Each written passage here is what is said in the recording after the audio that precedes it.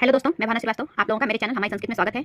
आज की इस वीडियो में हम संस्कृत में जो दीर्घ संधि होता है उसके बारे में जानेंगे। दीर्घ संधि का सूत्र क्या होता है, उसको पहचानने का तरीका क्या है, साथ ही साथ वो संधि कहाँ पे कार्य होगी ये भी जानेंगे और परीक्षा में इससे संबंधित किस प्रकार के प्रश्न बनते हैं वो भी जानेंगे। इससे पहले आप लोग मेरे चैनल पर पहली बार आए हैं तो चैनल को सब्सक्राइब कर लीजिए और जो लोग पहले से चैनल को सब्सक्राइब किए हुए हैं उनको मैं दिल से जो है धन्यवाद कहना चाहूँगी। तो चलिए आज की वीडियो शुरू करते हैं। और परीक्षा में जो है ये हमारा समझिए संस्कृत में जो व्याकरण होता है संधि उसमें इंपॉर्टेंट है, उसमें से 4-5 नंबर का आना ही आना है, तो इसलिए इसको अच्छे से समझेंगे तो और अच्छी बात है।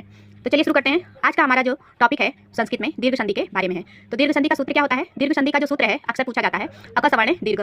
सूत्र देके भी पूछा जाता है कि किस संधि का सूत्र है और दीर्घ संधि का क्या सूत्र होगा ये भी पूछ सकते हैं।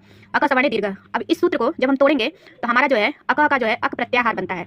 प्रत्याहार में आप लोगों को संस्कृत वर्णमाला में बता चुकी हूँ, प्लेलिस्ट डाली हूँ संस्कृत में कारक, संस्कृत वर्णमाला और संज्ञा प्रकरण उससे संबंधित। आप लोग पिछली वीडियो को देख लेंगे तो हेल्पफुल रहेगा आपको ये सब समझने में। और सवर्ण का मतलब है समान वर्ण और दीर्घ का मतलब दीर्घ होगा, यानी अक प्लस अक बराबर दीर्घ। इसको संक्षेप में हम कह सकते हैं अक प्लस अक दीर्घ संधि। अक का मतलब क्या है? अक में जो हमारा वर्ण है अ ई उ री री, ये जो है हमारा अक प्रत्याहार के अंतर्गत आने वाले वर्ण है।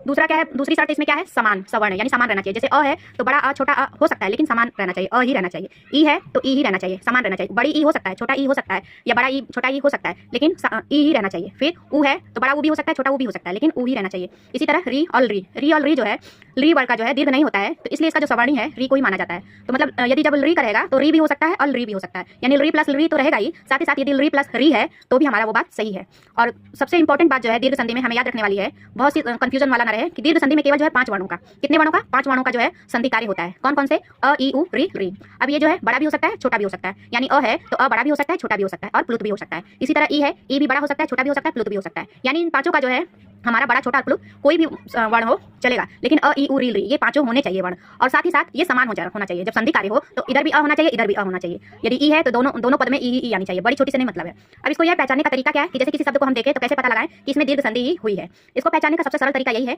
कि जो शब्द होगा उसमें हमें बड़ा आ का मात्रा, बड़ी री की मात्रा, बड़ा उ का मात्रा, बड़ी ई की मात्रा देखने को मिलेगी। तो इसको उदाहरण से समझते हैं। जैसे हमारा उदाहरण है पुस्तकालय, तो पुस्तकालय में जो क है क पे आ का मात्रा दिख रहा है ना, यानी इसको देख के हम समझ जाएंगे कि इसमें दीर्घ संधि हुई है। इसी तरह हमारा उदाहरण है रविंद्र, रविंद्र में जो व है वह पे बड़ी की मात्रा दिख रही है ना, तो इसको भी देख के हम समझ जाएंगे कि इसमें दीर्घ संधि हुई है। इसी प्रकार भानुदय है, भानुदय में जो न है न पे बड़ी उ की मात्रा है। इसी प्रकार मातृणम, मातृणम में जो त पे री की मात्रा है वो भी बड़ा ही लगा हुआ है। तो शब्दों को देख के हम कैसे पहचान लेंगे? ये सबसे आसान तरीका है, क्योंकि परीक्षा में जो है हमें शब्द आ जाते तो हम समझ नहीं पाते, और जब नियम लगाते हैं तो उसमें हमारे पास टाइम की बहुत शॉर्टेज होता है। तो शब्द को हम देख के तुरंत कैसे गेस करेंगे? बड़ी की मात्रा रहेगी, चाहे बड़ा ई का मात्रा रहेगा, आ का मात्रा रहेगा, चाहे री का चाहे उ का।